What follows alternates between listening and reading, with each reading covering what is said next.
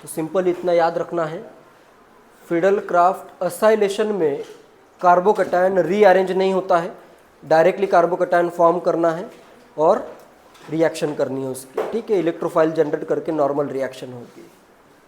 लेकिन अल्काइलेशन के केस में जैसे नेक्स्ट रिएक्शन अपनी यही है, fiddle craft alkylation, fiddle craft alkylation, इसी में कार्बोकैटायन रीअरेंजमेंट भी पढ़ाऊंगा मैं। Fiddle craft alkylation general reaction इस वे में होगी, नॉर्मल अपना एक बेंजीन लेता हूँ, अल्काइल क्लोराइड लेता हूँ RCl या RBr भी हो सकता है, in presence of AlCl3 gives, इसमें देखो अभी डायरेक्टली R भी लिख सकते हो, लेकिन R प्लस आ जाएगा HCl। यहाँ पे इलेक्ट्रोफाइल होता है कार्बोकैटायन, इसमें क्या होगा, जैसे सिंपल अगर रिएक्शन मैं करूँ, एक सिंपल रिएक्शन लेता हूँ, इधर अगर मैं करूँ CH3Cl in presence of AlCl3 gives, क्या बनेगा प्रोडक्ट, टोलुइन बन जाएगा, साथ में आएगा HCl। तो इसमें क्या होता है, ये CH3 जो है Cl है, in presence of AlCl3 breaks to give CH3 plus and AlCl4 minus. तो यहाँ पे इलेक्ट्रोफाइल क्या है, कार्बोकैटायन है। तो नॉर्मल ऐसे CH3 कार्बोकैटायन तो रीअरेंज नहीं होता है, लेकिन कुछ कार्बोकैटायन रीअरेंज हो सकते हैं, ठीक है। तो यहाँ पे इंपॉर्टेंट नोट, बाकी मैकेनिज्म तो सिंपल ही है, इसका अटैक होगा, H+ रिमूव हो जाएगा। जैसे इस रिएक्शन का मैकेनिज्म लिखना भी है, तो जनरेशन ऑफ इलेक्ट्रोफाइल हुआ, इसका मैं मैकेनिज्म भी बता देता हूँ, बहुत ही सिंपल है। नेक्स्ट क्या करता हूँ मैं, इधर कर देता हूँ CH3 प्लस अपना कार्बोकैटायन है, ये इलेक्ट्रॉन डोनेट करता हूँ, जिससे फॉर्म हो जाएगा, इधर आ जाएगा CH3, एक कर देता हूँ H carbocation, and next using AlCl4 minus, ये हाइड्रोजन रिमूव कर देता हूँ, जिससे अपना प्रोडक्ट बन जाएगा। मैकेनिज्म देखो डायरेक्टली लिखना है तो ऐसे डायरेक्टली भी लिख सकते हो एक ही लाइन में, आगे जो भी रिएक्शंस देखेंगे हर एक स्टेप लिखने की ज़रूरत नहीं है, इसका जो प्रोडक्ट है वही तो रिएक्टेंट है। तो इधर मैं डायरेक्टली लिख रहा हूँ, तो इधर आ जाएगा बॉन्ड बॉन्ड बॉन्ड, और इधर क्या है, एक CH3, साथ में फॉर्म हो गया HCl और AlCl3 सेपरेट हो गया है, ठीक है, क्लियर है। तो इसमें बीच में इलेक्ट्रोफाइल क्या है अपना, कार्बोकैटायन। तो इसमें सबसे इम्पोर्टेंट ये है कि कार्बोकैटायन रीअरेंज हो सकता है, carbocation can rearrange, carbocation can rearrange.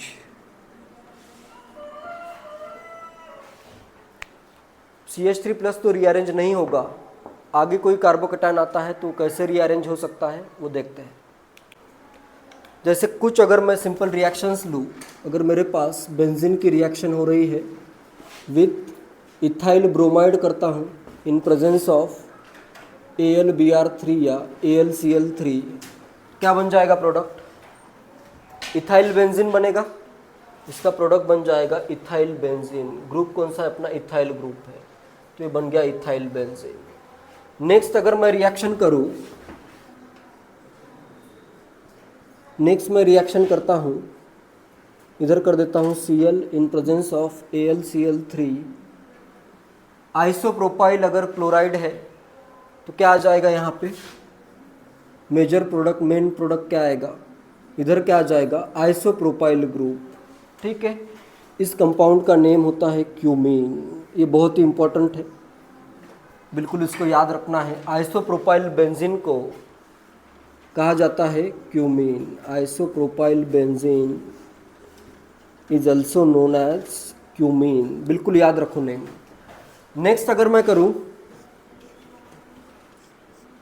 Next reaction अगर मैं करूं प्रोपाइल क्लोराइड विथ AlCl3, क्या होगा प्रोडक्ट,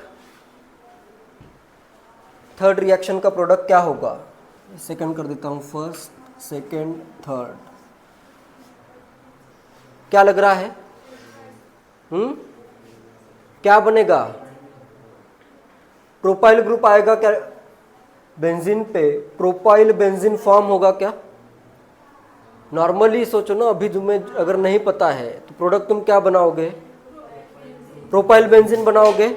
लेकिन यहाँ पे इसका प्रोडक्ट आता है, मेजर प्रोडक्ट इसका फॉर्म होता है आइसोप्रोपाइल बेंजीन, और माइनर प्रोडक्ट फॉर्म होता है प्रोपाइल बेंजीन। प्रोपाइल ग्रुप कर देता हूँ। ये इसका आता है मेजर प्रोडक्ट, ये आता है माइनर प्रोडक्ट। क्यों आता है? क्योंकि इसमें कार्बोकैटायन रीअरेंजमेंट होती है। यहाँ पे देखो, ठीक है, नोट करो, इसमें क्या हो रहा है? कार्बोकैटायन रीअरेंज होके फाइनल प्रोडक्ट जो आ रहा है कार्बोकैटायन रीअरेंज होके आ रहा है।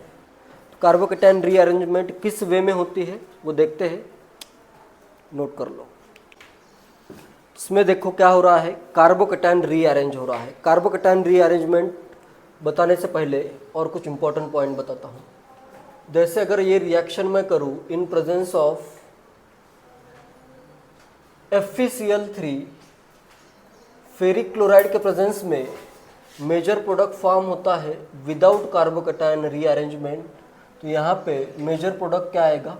ये आएगा, और माइनर प्रोडक्ट अपोजिट आ जाएगा। फिर माइनर प्रोडक्ट भी ये फॉर्म होगा, ये आएगा माइनर, ये आ जाएगा major.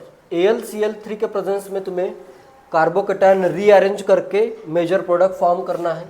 In presence of FeCl3 तुम्हें कार्बोकैटायन को without rearrange major product form करना है, ठीक है। जैसे फॉर एग्जांपल अगर रिएक्शन हो रही है बेंजीन की विथ ब्यूटाइल क्लोराइड करता हूँ, n butyl chloride, in presence of AlCl3 क्या प्रोडक्ट होगा, और इन प्रेजेंस ऑफ FeCl3 क्या प्रोडक्ट होगा, देखते हैं। कार्बोकैटायन रीअरेंजमेंट बताता हूँ। तो इधर क्या करोगे? विदाउट रीअरेंजमेंट डायरेक्टली मैं ये प्रोडक्ट फॉर्म कर देता हूँ, ठीक है।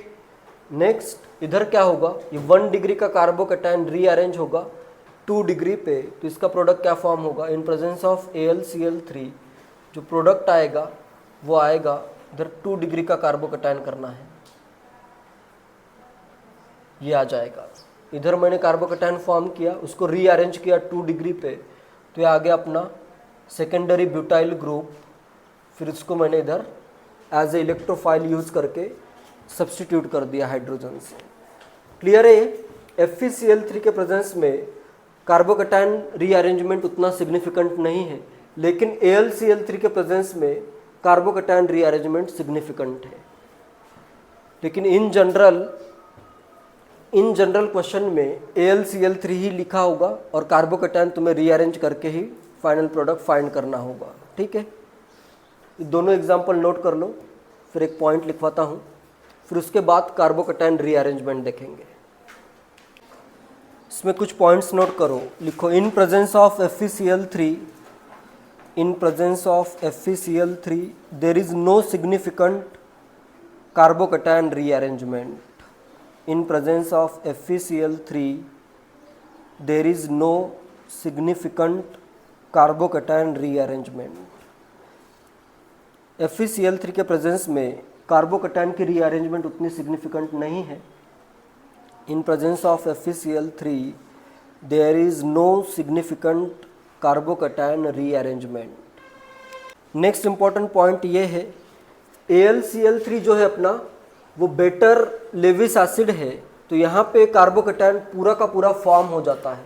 इन केस ऑफ AlCl3 ये जो इलेक्ट्रॉन है, जैसे यहाँ पे Cl है, इसकी रिएक्शन अगर मैं करूँ AlCl3 के साथ, तो इसमें इलेक्ट्रॉन ये पूरे शिफ्ट होते हैं और प्रॉपर एक कार्बोकैटायन फॉर्म हो जाता है, इसलिए वो रीअरेंज हो जाता है। तो नेक्स्ट पॉइंट लिखो, AlCl3 is better Lewis acid, AlCl3 is better Lewis acid than FeCl3.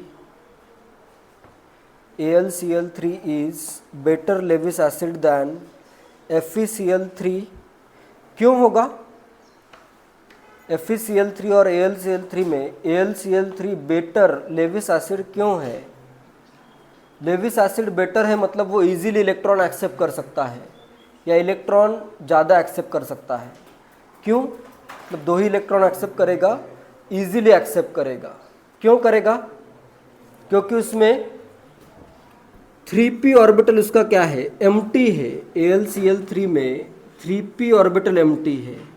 FeCl3 में इलेक्ट्रॉन एक्सेप्ट अगर हो रहे हैं वो d ऑर्बिटल में हो रहे हैं, तो d से p में इलेक्ट्रॉन ज़्यादा इजीली एक्सेप्ट हो सकते हैं। ठीक है, एज पॉइंट को कंटिन्यू करो, as it has empty p orbital, as it has मतलब AlCl3 की बात चल रही है। AlCl3 is better Lewis acid than FeCl3 as it has empty p orbital, hence carbocation is formed,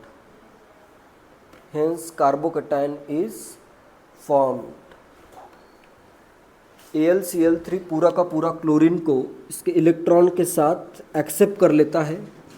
FeCl3 बस coordinate bond form करता है, तो बॉन्ड उतना अच्छे से ब्रेक नहीं होगा। ठीक है, ये पॉइंट याद रखो। नेक्स्ट देखते हैं कार्बोकैटायन रीअरेंजमेंट।